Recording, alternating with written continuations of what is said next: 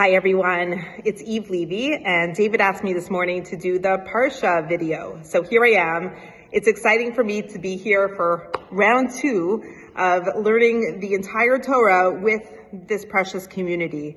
Last year, I have to admit, it was my first time giving a Parsha class weekly, and I have grown tremendously from it. So I could only imagine that doing it all over again is going to be even deeper and even more powerful.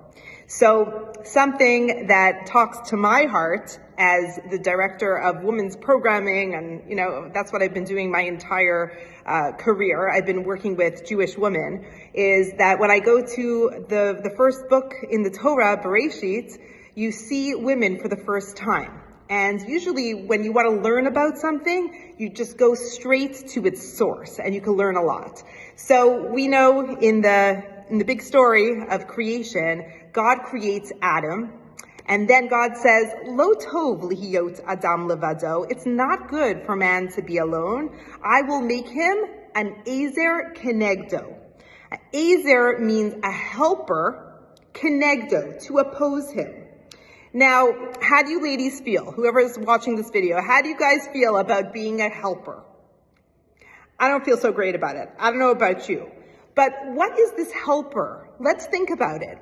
Adam and Eve were in the Garden of Eden. What did they eat in the garden? Fruit, right? There was no cooking. There was no dishes. What did they wear? Nothing. There was no laundry. Where did they live? In the garden, right? There was no housekeeping. There was nothing to take care of. They didn't have kids yet. So what were they doing? And how was Eve helping Adam? It was clearly not in a physical way. It was in a spiritual way. Because that is where women have an edge. We have a very strong connection to our Creator. And when God creates Eve, how does he create her? He puts Adam to sleep.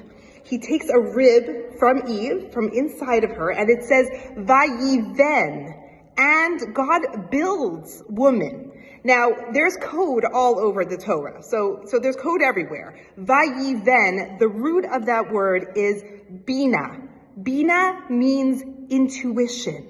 And our sages say that women have this ability to understand, it's mevin davar mitoch davar, that we could understand and read between the lines. We could trust our intuition, right? And we have this coming up in a few Torah portions when Abraham and Sarah, and they're having a dispute, and God literally speaks to Abraham and says, Shema b'kola, listen to her voice. Because she has a deeper understanding. She has this extra dose of intuition, this bina yetera, this extra intuition that she could lean on. So I know that this is a video chat for men and women. I'm not bashing one or the other. Women are great. Men are great. But for all the women out there that never understood, what does it mean?